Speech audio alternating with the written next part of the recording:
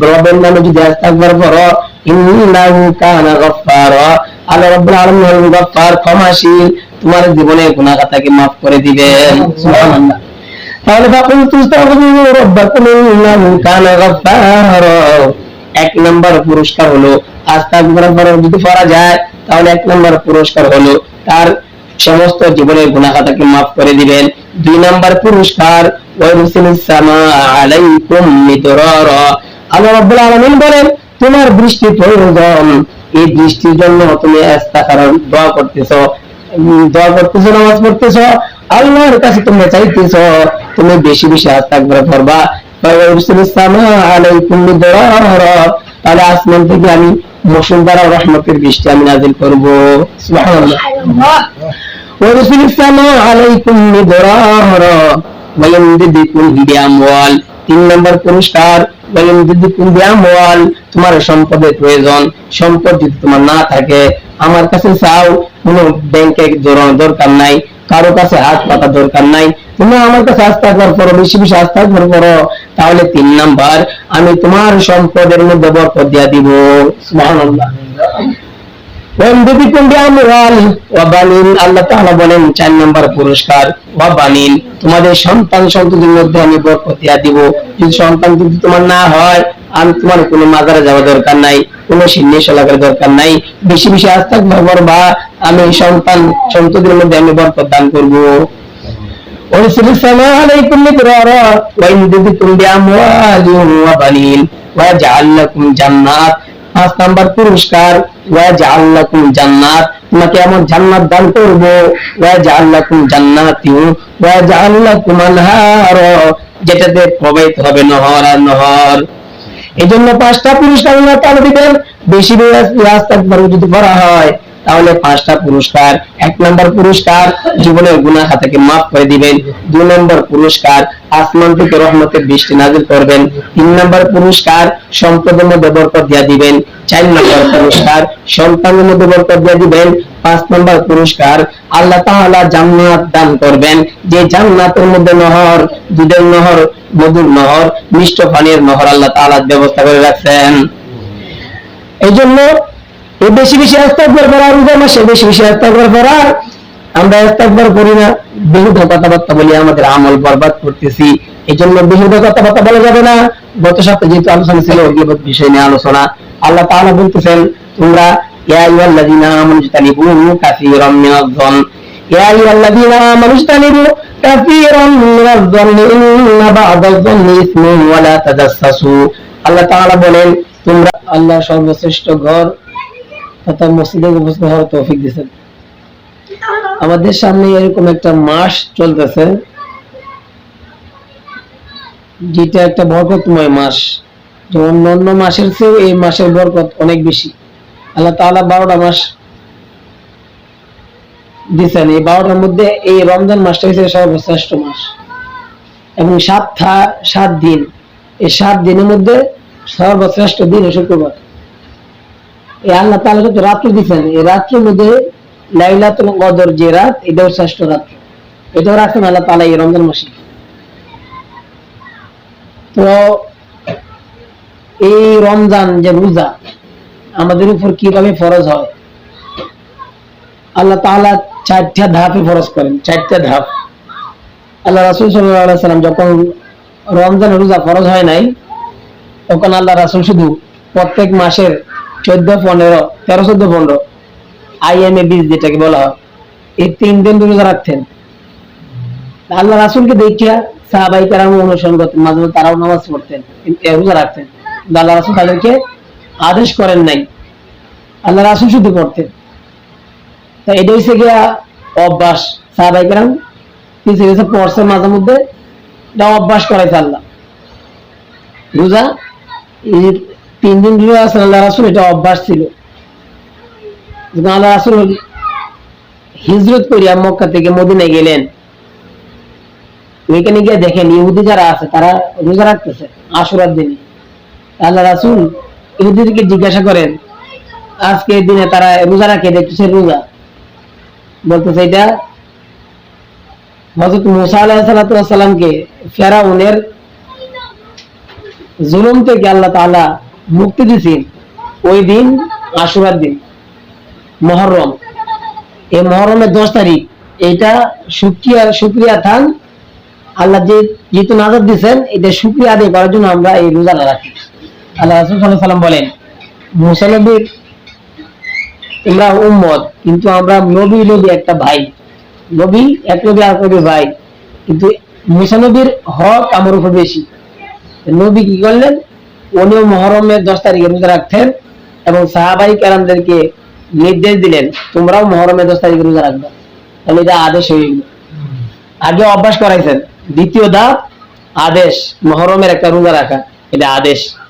তারপর আল্লাহ তাআলা সূরা বাকারার মধ্যে আল্লাহ তাআলা বলতেছেন, ইয়া আইয়ুহাল্লাযীনা আমানু কুতিবা আলাইকুমুস সিয়াম। আল্লাহ রাব্বুল আলামিন বলেন, ঈমানদারের দল, তোমাদের উপর রমজানের রোজা ফরজ করা হয়েছে, এখন ফরজ হয়ে গেছে আমাদের জন্য নির্দেশ। কিন্তু এখানে একটা ছাড় আছে, আল্লাহ তাআলা বলতেছেন যেহেতু রমজানের রোজা ফরজ করছি, ওয়া আলাল্লাযীনা ইউতিকুনাহু ফিদিয়াতুন তুআমু মিসকিন। আল্লাহ রাব্বুল আলামিন রমজানের রোজা ফরজ করেছেন। এই রমজানের রোজা ফরজ করার পর আল্লাহ তাআলা একটা ছাড় দিবেন। কি ছাড়? যারা ধনী, যারা বড় লোক, তারা যদি রোজা না রাখে, আল্লাহ তাআলা বলেন তোমরা যদি রোজা রাখতে না পারো, ওয়া আলাল্লাযীনা ইউতিকুনাহু ফিদিয়াতুন, তাহলে তোমরা ওয়া আলাল্লাযীনা ইউতিকুনাহু ফিদিয়াতুন, যারা গরীব মিসকিন আছে, এতিম আছে, তাদেরকে ফিদিয়াতুন, তাদেরকে ফিতরা দিয়ে দিবা, ওয়া তুআমু মিসকিন, মিসকিনদের খাওয়াইবা। তাহলে আল্লাহ তাআলা এই তৃতীয় ধাপ যে আল্লাহ তাআলা বলতেছেন রমজানের রোজা তোমাদেরকে ফরজ করছি, কিন্তু একটু ছাড় দিয়েছেন। ছাড়টা কি? তোমরা যদি রোজা না রাখতে পারো, যারা সম্পদ ওয়ালা আছো, তোমাদের রোজা রাখতে কষ্ট হয়, যেহেতু সম্পদ আছে, এই সম্পদের বিনিময় ফিতরা দিয়ে দাও, সদকা দিয়ে দাও, তাহলে তোমাদের রোজা রাখা, সদকা দিয়ে দিলে আর রোজা রাখতে হবে না। ওয়া আলাল্লাযীনা ইউতিকুনাহু ফিদিয়াতুন তুআমু মিসকিন। তাহলে যারা বড় লোক, তারা যদি টাকা দিয়ে ফিতরা সদকা দিয়ে দেয়, তাহলে তাদের রোজা রাখতে হয় না।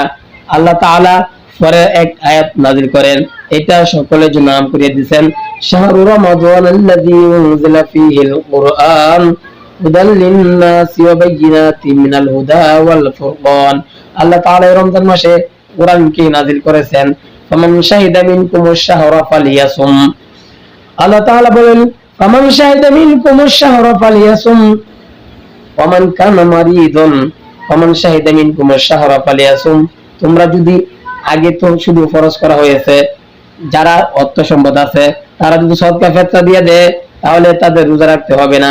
কিন্তু আল্লাহ তাআলা এখানে বলতেছেন ফামান শাহিদা মিনকুমুশ শাহরা, এখন ফামান শাহিদা মিনকুমুশ শাহরা ফালিয়াসুম, এখন সকলের জন্য ফরজ করা হয়েছে, এখন আর ফিতরা দিলে হবে না। ওমান কানা মিনকুম মারিদান আও আলা সাফারিন ফাইদ্দাতু মিন আইয়ামিন উখর। আল্লাহ তাআলা বলেন কেউ যদি সফর অবস্থা থাকে অথবা অসুস্থ থাকে, সে যদি অসুস্থ থাকার কারণে রোজা রাখতে না পারে, সফরে থাকার কারণে রোজা রাখতে না পারে, তাহলে অন্য মাসে এই রোজা সে আদায় করে নেবে। এটাই থেকে যারা মুসাফিরদের জন্য, অথবা যারা অসুস্থ, যে রোগ, রোজা রাখলে আরো রোগের ক্ষতি হবে, তখন এই সাত। তাহলে আল্লাহ তাআলা এই 7টা দাফে রমজান রোজা ফরজ করেছেন। এই 7টা দাফে আমাদের জন্য এই রমজানের রোজা ফরজ করেছেন। এই রমজান রোজা ফরজ করিয়া আল্লাহ রাসূল সাল্লাল্লাহু আলাইহি ওয়াসাল্লাম বলেন, এই মাসের মধ্যে অনেক ইবাদত করবা, এর মধ্যে 4টা ইবাদত বেশি করবা। 2টা হলো তোমার জন্য, আর 2টা হলো তোমার দুনিয়ার জন্য, আর 2টা হলো তোমার আল্লাহর জন্য। 2টা হলো আল্লাহর জন্য, আর 2টা হলো তোমার নিজের জন্য। আল্লাহর জন্য কোন 2টা? তুমি বেশি বেশি কালিমা লা ইলাহা ইল্লাল্লাহ জিকির করবা। তাহলে এটা লা ইলাহা ইল্লাল্লাহ আল্লাহর জন্য জিকির, যদি বলতেছ আল্লাহর জন্য লা ইলাহা ইল্লাল্লাহ জিকির করে কি আল্লাহর সম্মান বাড়ে? আল্লাহর সম্মান যা আছে তাই আছে। আল্লাহর জিকির যদি কেউ নাও করে, তবে আল্লাহর সম্মান কমবে না, আল্লাহর সম্মান যেটা আছে তাই আছে। তাহলে আল্লাহ বলতেছেন এটা আমার জন্য, লা ইলাহা ইল্লাল্লাহ জপতাছে আমি, কিন্তু আমারই লাভ হইতেছে। যদি বলতে আল্লাহর জিকির, কিন্তু লাভ হইতেছে আমার, জিকির করতেছি, আমার মান সম্মান, আমার মান মর্যাদা আল্লাহ তাআলা আমার বাড়াইতেছেন। তাহলে আল্লাহ তাআলা বলেন চারটা কাজ বেশি করবে, দুইটা আমার জন্য আর দুইটা তোমার নিজের জন্য। এক নাম্বার, বেশি বেশি লা ইলাহা ইল্লাল্লাহ, এই লা ইলাহা ইল্লাল্লাহ কালিমা জিকির করবা। সমস্ত নবীরা কালিমার দাওয়াত দিয়েছেন, সমস্ত নবীরা কালিমার দাওয়াত দিয়েছেন লা ইলাহা ইল্লাল্লাহ। মুসা আলাইহিস সালাতু ওয়াস সালাম আল্লাহর সাথে কথা বলেন তুর পাহাড়ে গিয়া, বলতেছে আল্লাহ আমাকে এমন স্পেশাল ভাবে একটা কালিমা দেন, স্পেশাল ভাবে একটা তাসবিহ দেন, যেই তাসবিহ আদায় করার পর আপনার বেশি নৈকট্য বান্দা হইতে পারি। আল্লাহ রাসূল সাল্লাল্লাহু আলাইহি ওয়াসাল্লাম এই মুসা পয়গম্বর যখন আল্লাহ তাআলার কাছে বলতেছিল আল্লাহ আমাকে এমন একটা তাসবিহ দেন, যে তাসবিহ আদায় করলে আপনার নৈকট্য প্রাপ্ত বান্দা হইতে পারি, আপনার মহব্বত বেশি পাইতে পারি। আল্লাহ তাআলা বলেন ও মুসা পয়গম্বর আপনি লা ইলাহা ইল্লাল্লাহর জিকির করেন। মুসা নবী বলেন লা ইলাহা ইল্লাল্লাহ তাতে জিকির তো সবাই করে, আমি তো চাইছিলাম একটা স্পেশাল ভাবে একটা কালিমা, স্পেশাল ভাবে একটা জিকির, যে জিকির অন্য কেউ করে না, এটা আমাকে দেন। আল্লাহ তাআলা বলেন ও মুসা পয়গম্বর এই কালিমাকে আপনি সামান্য মনে করছেন? এই লা ইলাহা ইল্লাল্লাহ আসমান এবং জমিনে যা আছে তা যদি এক পাল্লায় রাখা হয় আর লা ইলাহা ইল্লাল্লাহ যদি অপর পাল্লায় রাখা হয়, তাহলে লা ইলাহা ইল্লাল্লাহ সারা আসমান জমিনের থেকে লা ইলাহা ইল্লাল্লাহ পাল্লাটাই ভারী হয়ে যাবে। তাহলে বেশি বেশি জিকির করবা, লা ইলাহা ইল্লাল্লাহ জিকির করবা। এই লা ইলাহা ইল্লাল্লাহ জিকির করলে টুটের কোনো কাজ করে না। আপনি যদি এমনি কথা বলতেছেন, এক জায়গায় বসে আছেন, লা ইলাহা ইল্লাল্লাহ লা ইলাহা ইল্লাল্লাহ, এটা তো জিহ্বার কাজ, দুই ঠোঁট একত্রিত হয় না। লা ইলাহা ইল্লাল্লাহ লা ইলাহা ইল্লাল্লাহ এটা যদি বেশি বেশি জিকির করা যায়, রোজার দিনে যদি বেশি বেশি জিকির করা যায়, আল্লাহ রাব্বুল আলামিন সম্মান বাড়াইয়া দেন। এই জন্য আল্লাহ তাআলা বলেন বেশি বেশি জিকির করার জন্য। এই জিকির করলে কি লাভ? এরপরে আল্লাহ তাআলা বলতেছেন আরেকটা কাজ করবা তোমার জন্য, বেশি বেশি ইস্তিগফার করবা, ইস্তিগফার। আল্লাহ রাসূল সাল্লাল্লাহু আলাইহি ওয়াসাল্লামের কোনো গুনাহ নাই, তবু দৈনিক তিনি ইস্তিগফার 70 থেকে 100 বার করতেন। আল্লাহ রাসূল সমস্ত উম্মতকে শিখায় দেন যদিও তোমাদের গুনাহ হবে, আমার গুনাহ নাই, তবু আমি ইস্তিগফার করি 70 থেকে 100 বার। তোমরা বেশি বেশি ইস্তিগফার করবা। ইস্তিগফার করলে কি লাভ? আল্লাহ তাআলা এই পবিত্র কোরআনের মধ্যে যে আয়াত তেলাওয়াত করেছি, এই আয়াতের মধ্যে বলতেছেন, এর আগে হাসান বসরি রাহমাতুল্লাহি আলাইহির কাছে এক লোক গিয়ে বলতেছে ও হাসান বসরি আপনি আমার অনাবৃষ্টি বৃষ্টি হয় না, বৃষ্টির প্রয়োজন, আমাকে একটা আমল দেন, তুমি বেশি বেশি ইস্তিগফার করো। আরেকজন হাসান বসরির কাছে এসে বলতেছে হাসান বসরি আমার ফসলাদি ক্ষতি হইতেছে, ফসলের উন্নতি হওয়ার দরকার, এই ফসলের জন্য ভালো হয়, আল্লাহর কাছে দোয়া করে আমাকে আমল দেন, তুমি বেশি বেশি ইস্তিগফার করো। আরেকজন এসে বলতেছে হাসান বসরি আমার সন্তানের প্রয়োজন, আমাকে সন্তান হওয়ার আমল দেন। এই হাসান বসরি বলতেছেন বলো তুমি বেশি বেশি ইস্তিগফার করো। একজন খাদিম কি বলতেছে ও হাসান বসরি আপনার কাছে যে আসতেছে তাকে আপনি আমল দিতেছেন একটাই আমল, কারো বৃষ্টি প্রয়োজন, কারো সন্তানের প্রয়োজন, কারো সম্পদের প্রয়োজন, সবাইকে তো আমল দিতেছেন, সবাই ইস্তিগফার করার জন্য, এটা কেন বলতেছেন? এই হাসান বসরি বলেন এটা আমি নিজে থেকে বলতেছি না, আল্লাহ তাআলা পবিত্র কোরআনে বলেছেন সূরা নূহের মধ্যে 10 থেকে 11 নম্বর আয়াতের মধ্যে আল্লাহ তাআলা বলেছেন ফাকুল তুস্তাগফিরু রাব্বাকুম ইন্নাহু কানা গাফফারা। আল্লাহ তাআলা বলেন বেশি বেশি তুমি ইস্তিগফার করো, ফাকুল তুস্তাগফিরু রাব্বাকুম, রবের নামে যদি ইস্তিগফার করো, ইন্নাহু কানা গাফফারা, আল্লাহ রাব্বুল আলামিন হলেন গফফার, ক্ষমাশীল, তোমার জীবনের গুনাহ খাতাকে maaf করে দিবেন। সুবহানাল্লাহ। তাহলে ফাকুল তুস্তাগফিরু রাব্বাকুম ইন্নাহু কানা গাফফারা, এক নাম্বার পুরস্কার হলো ইস্তিগফার যদি করা যায়, তাহলে এক নাম্বার পুরস্কার হলো তার সমস্ত জীবনের গুনাহ খাতাকে maaf করে দিবেন। 2 নাম্বার পুরস্কার ওয়াইরুসিলিস সামা আলাইকুম মিদরারা, আল্লাহ রাব্বুল আলামিন বলেন তোমার বৃষ্টি প্রয়োজন, এই বৃষ্টির জন্য তুমি ইস্তিগফার দোয়া করতেছো, নামাজ পড়তেছো, আল্লাহর কাছে তোমরা চাইতেছো, তুমি বেশি বেশি ইস্তিগফার করবা। ওয়াইরুসিলিস সামা আলাইকুম মিদরারা, তাহলে আসমান থেকে আমি মুষলধারা রহমতের বৃষ্টি আমি নাজিল করব। সুবহানাল্লাহ। ওয়ারসিলিস সামা আলাইকুম মিদরারা ওয়ায়ামদিদুকুম বিআমওয়াল, 3 নাম্বার পুরস্কার ওয়ায়ামদিদুকুম বিআমওয়াল, তোমার সম্পদের প্রয়োজন, সম্পদ যদি তোমার না থাকে আমার কাছে চাও, কোনো ব্যাংকে জোরানোর দরকার নাই, কারো কাছে হাত পাতা দরকার নাই, তোমরা আমার কাছে আস্তাগফার করো, বেশি বেশি আস্তাগফার করো, তাহলে 3 নাম্বার আমি তোমার সম্পদের মধ্যে বরকত দিয়া দিব। সুবহানাল্লাহ।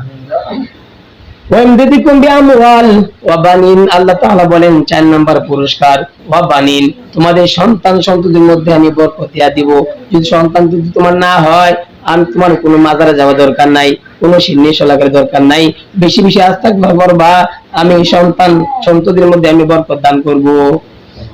ويرسل السماء عليكم مدرارا ويمددكم بأموال وبنين ويجعل لكم جنات। 5 নাম্বার পুরস্কার, ওয়াজআল লাকুম জান্নাত, তোমাকে এমন জান্নাত দান করব, ওয়াজআল লাকুম জান্নাতিউ ওয়াজআল লাকুম আনহার, যেটাতে প্রবাহিত হবে নহর আর নহর। এজন্য 5টা পুরস্কার আল্লাহ তাআলা দিবেন। বেশি বেশি আস্তাগফার যদি করা হয় তাহলে 5টা পুরস্কার। 1 নাম্বার পুরস্কার, জীবনের গুনাহ খাতাকে maaf করে দিবেন। 2 নাম্বার পুরস্কার, আসমান থেকে রহমতের বৃষ্টি নাযিল করবেন। 3 নাম্বার পুরস্কার, সম্পদের মধ্যে বরকত দিয়া দিবেন। 4 নাম্বার পুরস্কার, সন্তানের মধ্যে বরকত দিয়া দিবেন। 5 নাম্বার পুরস্কার, আল্লাহ তাআলা জান্নাত দান করবেন, যে জান্নাতের মধ্যে নহর, দুধের নহর, মধুর নহর, মিষ্ট পানির নহর আল্লাহ তাআলা ব্যবস্থা করে রাখছেন। এইজন্য এই বেশি বেশি ইস্তেগফার করা, রোজা মাসে বেশি বেশি ইস্তেগফার করা। আমরা ইস্তেগফার করি না, বেহুদা কথাবার্তা বলি, আমাদের আমল বরবাদ করতেছি। এইজন্য বেহুদা কথাবার্তা বলা যাবে না। গত সপ্তাহে যেহেতু আলোচনা ছিল গীবত বিষয় নিয়ে আলোচনা, আল্লাহ তাআলা বলতেছেন, তোমরা ইয়া আইয়ুহাল্লাযীনা আমানু ইজতানিবু কাসীরাম মিনাজ-যন, ইয়া আইয়ুহাল্লাযীনা আমানু ইজতানিবু কাসীরাম মিনাজ-যন্নি ইন্না বা'দাজ-যন্নি ইসমুন ওয়া লা তাজাসসাসু। আল্লাহ তাআলা বলেন, তোমরা একে অন্যের আড়ালে একজনের দোষ নিয়ে চর্চা করিও না। ইয়া আইয়ুহাল্লাযীনা আমানু ইজতানিবু কাসীরাম মিনাজ-যন ইন্না বা'দাজ-যন্নি, মানুষের পিছনে তোমরা গোয়েন্দাগিরি করিও না। ইন্না বা'দাজ-যন্নি ইসমুন ওয়া লা তাজাসসাসু ওয়া লা ইয়াগতাব বা'দুকুম বা'দা। আল্লাহ তাআলা বলেন, তোমরা যদি এমনটা করো, ওয়া লা ইয়াগতাব বা'দুকুম বা'দা আইহিব্বু আহাদুকুম, তোমরা কি মৃত্যু ভাইয়ের গোশত খাওয়া পছন্দ করো কিনা? মৃত্যু ভাইয়ের গোশত খাওয়া পছন্দ করো কিনা? আইহিব্বু আহাদুকুম আইয়াকুলা লাহমা আখিহি মাইতান ফাকারিহতুমু। আল্লাহ তাআলা বলেন, কেউ যদি কারো গীবত করে, সে যেন তার মৃত্যু ভাইয়ের গোশত খায়। নাউযুবিল্লাহ মিন যালিক। তাহলে গীবত করলে মৃত্যু ভাইয়ের গোশত খাওয়া হয়। রমজান মাসে 2টা মহিলা রোজা রাখিয়া বেশি ক্ষুধার্ত হইয়া আল্লাহ রাসূলের কাছে সংবাদ পাঠাইছেন, ও পয়গম্বর, অমুক গোত্রের 2টা মহিলা রোজা রাখিয়া সে এমন ক্ষুধার্ত হয়ে গেছে, মৃত্যুর শয্যায় শুয়ে আছে, তাদের অবস্থা একবার নাজেল হাল হয়ে গেছে, এখন আর তারা উঠতে পারতেছে না, তাদের রোজা কি রাখবে নাকি ভেঙে দিবে? আল্লাহ রাসূল বলেন, তারা তো রোজা ভেঙে দিছে। ও কেমনে ভেঙেছে? আমি তো কিছু খাই নাই, কিছু খাও নাই। আল্লাহ রাসূল সাল্লাল্লাহু আলাইহি ওয়াসাল্লাম দুজনের সামনে 2টা প্লেট দিয়েছেন, 2টা বাটি দিয়েছেন, গিয়ে বলতেছেন, তোমরা বমি করো, এটার মধ্যে বমি করো। এখন তো বমি আসে না, পেট যেহেতু খালি, বমি আসে না। আল্লাহ রাসূল বলেন, মুখে আঙ্গুল দেয়া বমি করো। এই 2টা মহিলা গলার কন্ট্রোল পর্যন্ত আঙ্গুল ঢুকাইয়া বমি করছে, দেখে তাজা তাজা গোশত, পচা রক্ত বের হইছে। বলছো না তোমাদের বেশি ক্ষুধা, তাহলে তোমাদের পেট থেকে এসব কি বের হয়েছে? আল্লাহ তাআলা বলছেন, যেহেতু ইয়া আইয়ুহাল্লাযীনা আমানু ইজতানিবু কাসীরাম মিনাজ-যন্নি ইন্না বা'দাজ-যন্নি ইসমুন ওয়া লা তাজাসসাসু ওয়া লা ইয়াগতাব বা'দুকুম বা'দা আইয়ুহিব্বু আহাদুকুম আন ইয়াকুলা লাহমা আখিহি মাইতান ফাকারিহতুমু। আল্লাহ তাআলা যেহেতু বলছেন, গীবত যারা করে তাদের মৃত্যু ভাইয়ের গোশত তাদের পেটের মধ্যে যেন ভক্ষণ করে। এই জন্য রোজা রাখা অবস্থাও কেন, যেদিন আপনি মনে করবেন আপনি রোজাটা আজকে বেশি ধরে লাইছে, আজকে বেশি ধরছে, খাওয়া সেহরির সময় পর্যাপ্ত পরিমাণ খাইছেন, কিন্তু এর পরের দিন রোজাটা অতিরিক্ত কষ্ট হইতেছে, আল্লাহ রাসূল বলেন, তোমার রোজার কষ্ট হওয়ার কারণ হলো হয়তো তুমি কারো গীবত শিকায়ত করছো। গীবত শিকায়ত করলে তখন পেটের মধ্যে যেটা হালাল, আপনাদের সেহরি খাইছেন, যে হালাল যে একটা খানার বরকত, পেটটা যেন ভরপুর রাখবে, এই বরকতটা তখন আল্লাহ তাআলা উঠায় নেন, আল্লাহ তাআলা উঠায় নেন। এই জন্য গীবত শিকায়ত করা যাবে না। এই জন্য জবানকে, রমজান মাসে জবানকে 2টা অবস্থা জারি রাখবো, একটা লা ইলাহা ইল্লাল্লাহ, আর একটা হইছে গিয়া আস্তাগফার করিয়া আস্তাগফিরুল্লাহ। এই 2টার কাজের মধ্যে জবানকে তৈরি করব, কারণ এখন যে রমজান চলতেছে, এই বছরের মতো অন্যান্য বছর থেকে এই বছর আরো অনেক অন্যায় অত্যাচার হইতেছে। রমজান মাসের মধ্যে অন্যায় অত্যাচার হইতেছে। এই মাগুরা জেলা 8 বছর একটা মেয়েকে নারীচন করিয়া ওকে হাসপাতালে 7 দিন পরে কালকে মারা গেছে 8 বছরের বাচ্চাটা। এরকম মানুষ জাহেল হয়ে গেছে। জাহিলিয়াতের যুগ যে ছিল, আল্লাহ রাসূল দুনিয়াতে আসার আগে যে জাহিলিয়াতের যুগ ছিল, সেই যুগেরও হার বানাইছে। আগে এরকম শিশু বাচ্চাকে দর্শন করা হইতো না, কিন্তু এখন এই জামানা শিশু বাচ্চাকে দর্শন করা হইতেছে। তাহলে রমজান মাসের মধ্যে যেখানে শয়তান আবদ্ধ থাকে, অন্যায় কাজ করতে পারে, মানুষ নেক কাজ করবে, কিন্তু এইটার মধ্যে দেখবেন চুরি ডাকাতিও এই মাসের মধ্যে বাড়ছে। চুরি ডাকাতি, রাস্তার মধ্যে হাইজ্যাকার, ছিনতাই, এই সব কিছু রমজান মাসের মধ্যে এই বছরের মধ্যে তৈরি হয়েছে। কেন? কারণ এই অন্যায় কাজ যখন সৎ কাজের আদেশ এবং অসৎ কাজ থেকে যখন মানুষ বিরত না রাখবে, যেখানে অন্যায় কাজ হয় সেখানে আরো সহযোগিতা করা হবে, কথার মাধ্যমে হোক, যেভাবে হোক, অর্থ করে দিয়ে হোক, এখানে আরো সহযোগিতা করা হবে, তাল দিবে। তখন আর যেখানে ন্যায় কাজ হয় সেখানে আরো বাধা দিবে, এটা করা যেত না। তাহলে বুঝতে হবে দেশের মধ্যে এরকম গজব আসবে। তখন গজব, আল্লাহ রাসূল সাল্লাল্লাহু আলাইহি ওয়াসাল্লাম বলছেন গজব তোমরা এমন মনে করিও না যে একটা গজব, আজকে যেটা গজব হয়েছে আগামীকালকে মনে একটু ভালো হইবে। আল্লাহ রাসূল বলে না, তসবির দানা ছিল না, এই তসবির দানা যেমনি ভাবে এই ফুতের মালা গুলা, এই মালার যে সুতা গুলা আছে, এই সুতা যদি একটা কাটে দেওয়া হয়, একটা ফুতের পর আরেকটা ফুতে যেভাবে বারবার তাড়াতাড়ি পড়তে থাকবে, আল্লাহ রাসূল বলেন এমন একটা জামানা আসবে, একটা অপরাধ আজকে হয়েছে, আগামীকাল যে এই অপরাধটা হইব না, এটা পাইবো না, বরং আজকেটা দেখে কালকেটা আরো ভয়ঙ্কর হবে, আজকেটা দেখে কালকেটা আরো ভয়ঙ্কর হবে। এই জন্য এই অন্যায় কাজ আমাদের কারণে হইতেছে, আমরা নেক কাজ সৎ কাজের আদেশ দিতেছি না, অসৎ কাজ থেকে মানুষকে বিরত রাখতেছি না। এই জন্য আমাদের এই পাপের ধরন এই অন্যায় কাজ হইতেছে। এই জন্য আমাদের জবানকে রমজান মাসের জন্য আমাদের জবানকে হেফাজত করব। আল্লাহ রাসূল সাল্লাল্লাহু আলাইহি ওয়াসাল্লাম বলছেন এই 4টা কাজ বেশি বেশি করা।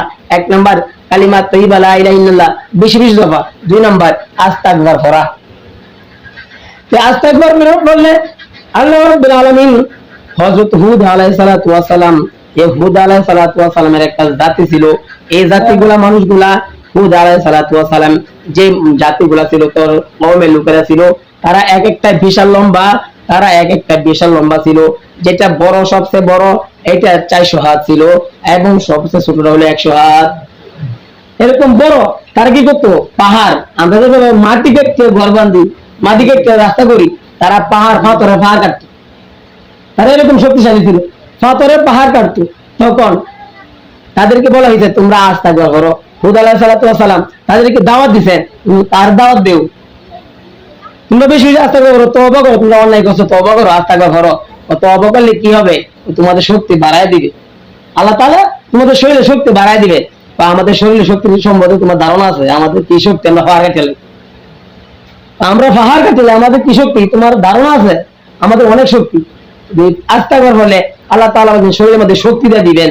আপনি কাজ করতেছেন, আপনি গাড়ি চালাইতেছেন, অথবা ক্ষেত কামারি কাজ করতেছেন, রাস্তার মধ্যে কাজ করতেছেন, এই কাজ করতে করতে আপনি ক্ষুধার্ত হয়ে গেছেন। এই ক্ষুধার্ত হয়ে যাওয়ার পর আপনি খানা আসতেছে না, অথবা এখনো পাক হয় নাই, আপনি কিন্তু ক্ষুধার্ত অস্তিত্ব হয়ে গেছেন। আল্লাহ রাসূল সাল্লাল্লাহু আলাইহি ওয়াসাল্লাম বলেন এখন আপনি একটু কাজটা একটু বসাইয়া 2 মিনিটের জন্য একটা গাছের তলে বসিয়া আপনি 70 বার আস্তাগফার করেন। 70 বার আস্তাগফার করলে আপনার শরীরের মধ্যে আল্লাহ তাআলা শক্তি দান করবে। আপনি কোথাও গেছেন, ঢাকা গেছেন, অথবা ময়মনসিংহ গেছেন, নেত্রকোনা গেছেন, বারটা এসে নামছেন, আইসা পকেটে হাত দিয়ে দেখেন টাকা নাই, হয়তো পকেটে মেরে নিয়ে গেছে, অথবা টাকা খরচ হয়ে গেছে, পকেটের মধ্যে দেখেন টাকা নাই। এখন কি করবেন? গাড়িও পাইতেছেন না, এখন হাঁটতে আসবেন।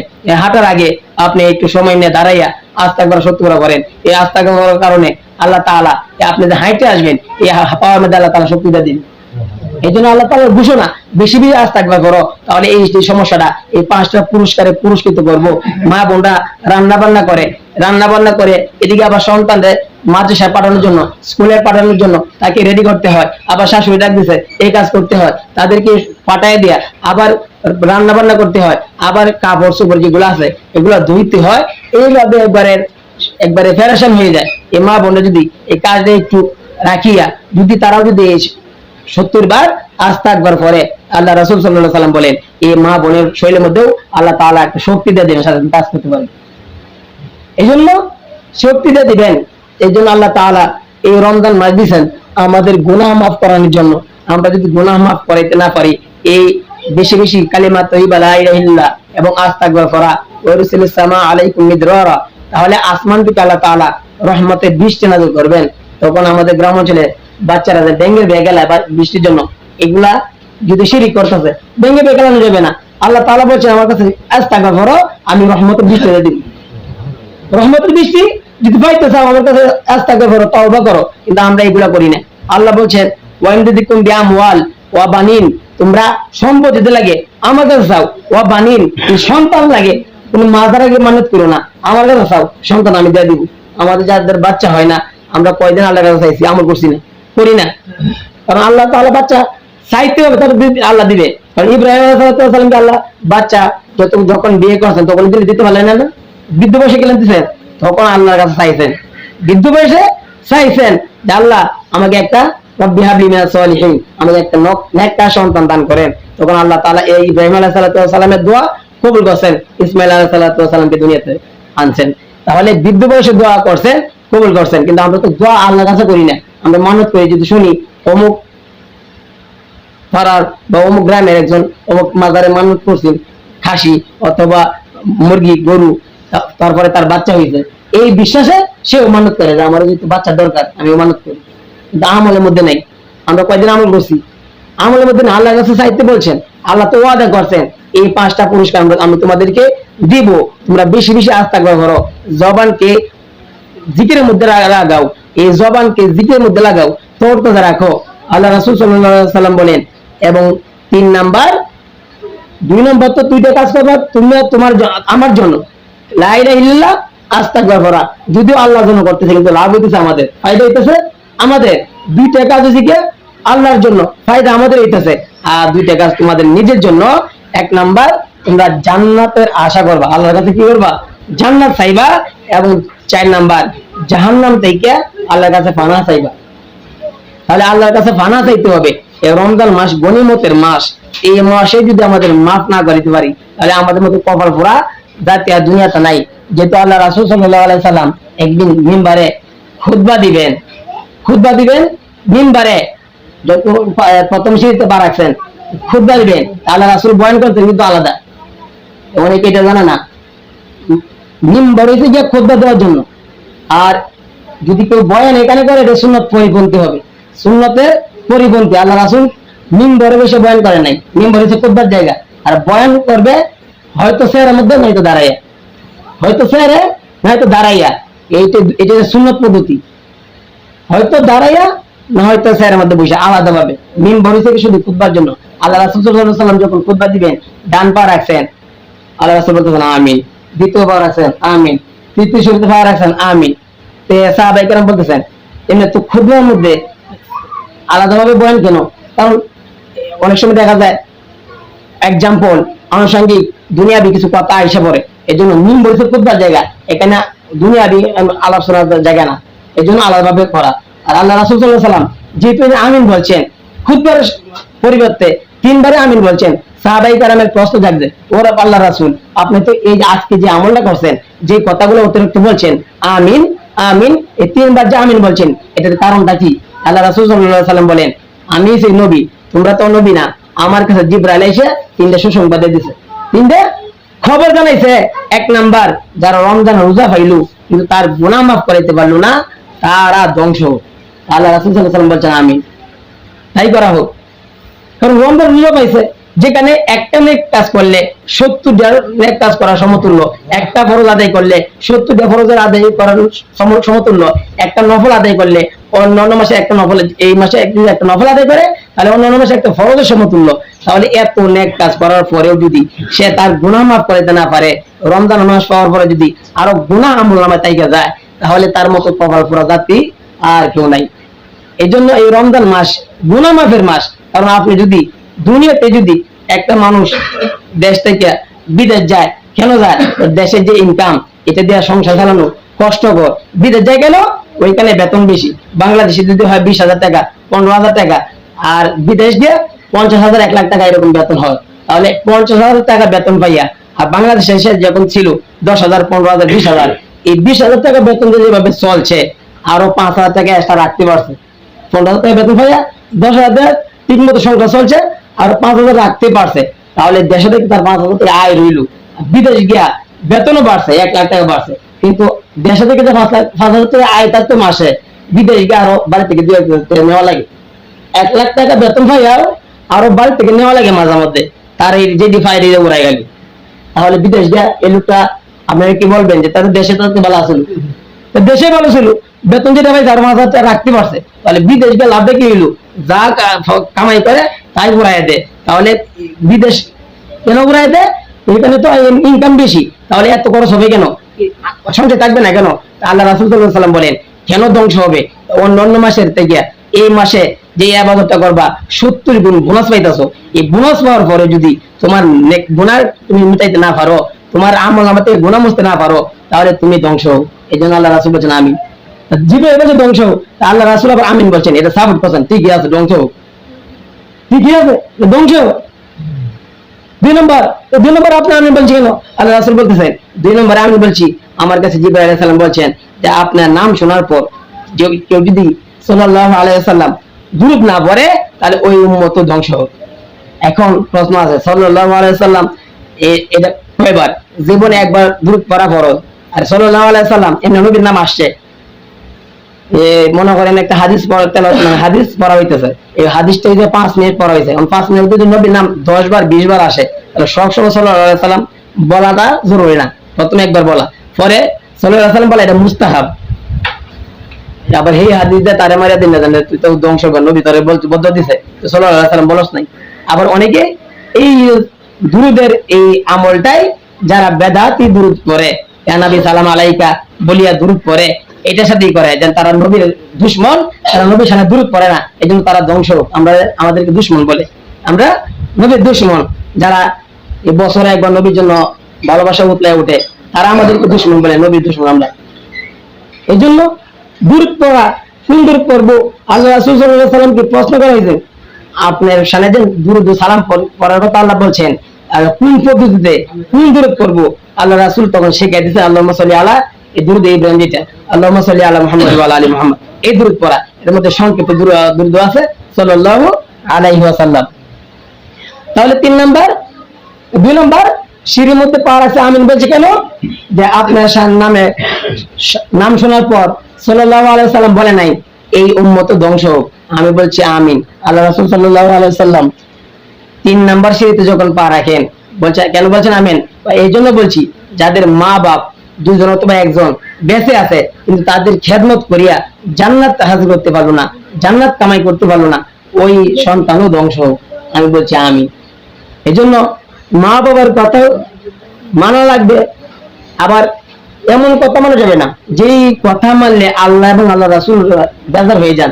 এই জন্য আল্লাহ রাসূল বলেন, লা তুআতা লি মাখলুকিন ফি মা'সিয়াতিল খালিক। আল্লাহ এবং রাসূল যে কাজটা করলে আল্লাহ এবং রাসূল বেজার হয়, এই কাজ, এই আল্লাহ রাসূল এবং আল্লাহকে বেজার করিয়া দুনিয়ার কোন মানুষের, দুনিয়ার কোন নেতা নেত্রী, দুনিয়ার মা বাবার, দুনিয়ার কোন ফিস সাহেবের তখন আনুগত্য কথা মানা যাবে না, তখন কথা মানা যাবে না।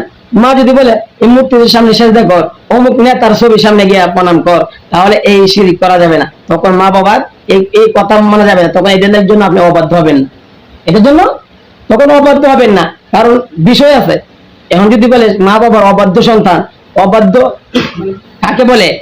মা বাবার কথা শুনে না, এটি অবাধ্য। তাহলে একটা হচ্ছে ন্যায় কথা, আর একটা হচ্ছে অন্যায় কথা। এখন অন্যায় কথা না শুনলে এটা অবাধ্য হবে কেন? ন্যায় কথা না শুনলে অবাধ্য, অন্যায় কথা শুনলে অবাধ্য হবে না। যেমনি ভাবে আল্লাহ রাসূল সাল্লাল্লাহু আলাইহি ওয়াসাল্লাম বলছেন 3 ব্যক্তির উপর আল্লাহ তাআলার লানত, 3 ব্যক্তির উপর আল্লাহ তাআলার লানত। যেই ব্যক্তি স্বামী স্ত্রী রাত্রি বেলা স্ত্রীকে স্বামী তার দিকে ডাকে কিন্তু সে না আসে, এই স্বামী এবং স্ত্রী যখন রাত্রি কাটায় তখন তাদের উপর সকাল পর্যন্ত আল্লাহ তাআলার লানত বর্ষিত হয়। 2 নম্বর, ওই ইমামের উপরে লানত যে ইমামের উপর মুসলিরা নারাজ, যে ইমামের উপর মুসলিরা নারাজ, ওই ইমামও ধ্বংস। এখন প্রশ্ন আসতে পারে, ইমামের উপর মুসলিরা নারাজ এবং স্বামীর উপরে স্ত্রীর উপরে স্বামী নারাজ, এখন কখন নারাজ হলে লানত আসবে? স্ত্রী যদি অসুস্থ থাকে, শরীয়ত সম্পন্ন কোনো অসুস্থ থাকে, এরপরে যদি স্বামী ডাকে, এই ডাকে সারা না দেয়, তাহলে সে অবাধ্য হবে কেন? তাহলে অবাধ্য হবে না। ওই ইমামের উপরে মুসলিমরা নারাজ, কোন ইমামের উপরে কোন শরীয়ত কোন বিরোধী কোনো কাজ যদি ইমামে করে, এইটা যদি মুসলিমরা বলে তুমি এই কাজটা করছো কেন, তখন নারাজ হইতে পারে। কিন্তু ইমাম সাহেব যদি সুদের বিরুদ্ধে বলে, এখন যদি সুদ করে লাগে, যে ঘুষের বিরুদ্ধে বললে ঘুষ করে লাগে, সুরের বিরুদ্ধে বললে সুরের লাগে, না বেনামাজির বিরুদ্ধে বললে বেনামাজির লাগে, তখন যদি তাই নারাজ তাই যে ইমাম সাহেব নামাজ পড়তাম না বা ভালো লাগে না, তখন এটা মানা যাবে না। তাহলে এটা আল্লাহ তাআলা লানত হবে না, যে শরীয়ত সম্মত হইতে হবে, যুক্তিসঙ্গত কারণ লাগবে। এই জন্য আল্লাহ রাসূল বলছেন এই তিনটা কারণ, মা বাবার অবাধ্য হইলে, কোন কারণে অবাধ্য হইলে, যদি শরীয়ত বিরোধী কোনো কাজ কথা বলে, তাহলে অবাধ্য হইলে সমস্যা নেই, তখন এই কাজ করা যাবে না। কাউকে হত্যা করা যাবে না, কারো সম্পদ জোর করে নিজের নামে দখল করা যাবে না, এগুলো অন্যায় করা যাবে না। তখন মা বাবার কথা না মানা আপনার জন্য জরুরি, কিন্তু তাদেরকে আবার সম্মান করতে হবে। একটা মানা এক জিনিস, সম্মান আরেক জিনিস। মানা হয়েছে যে আমি সব কথা মানতেছি, বাবা যদি এটা এনে করগা আমার এটা করতে করা লাগতেছে। আর সম্মান যেটা আমার মা বাবা, অমুসলিম হইলে আমার মা বাবা যদি তারা নামাজ নাও পড়ে, আমার মা বাবা, এই মা বাবা হিসাবে তাদেরকে সম্মান করতে হবে। তারা তাদের আমলের জন্য আল্লাহর কাছে তারা জবাবদিহিতা করতে হবে। কিন্তু আমি যে আমি সন্তান হিসাবে মা বাবার উপরে যে আমার সন্তানের একটা হক আছে, মা বাবার উপরে সন্তানের হক, এই হক গুলো আমারটা আমার আদায় করতে হবে। আর মা বাবা যদি সন্তানের উপর হক আদায় করতে না পারে, তারা ব্যর্থ হয়, তাহলে আল্লাহ তাআলার কাছে তারা জবাবদিহিতা করতে হবে। এই জন্য এই রমজানের রোজাকে আমরা যেন নষ্ট না করি, এ মানুষের গীবাত শেখায়াত না করিয়া আমাদের রোজাকে যেন ছিদ্র না করি, নষ্ট না করি, মিথ্যা কথা যেন না বলি। আমরা বাকি রোজাগুলোর জন্য আমাদের সুস্থ শরীরে বাকি রোজাগুলোর জন্য আমরা আদায় করতে পারি। যে কথাগুলো বললাম শুনলাম, প্রত্যেকে আমল করার তৌফিক দান করুন। আমিন। যারা শুনছেন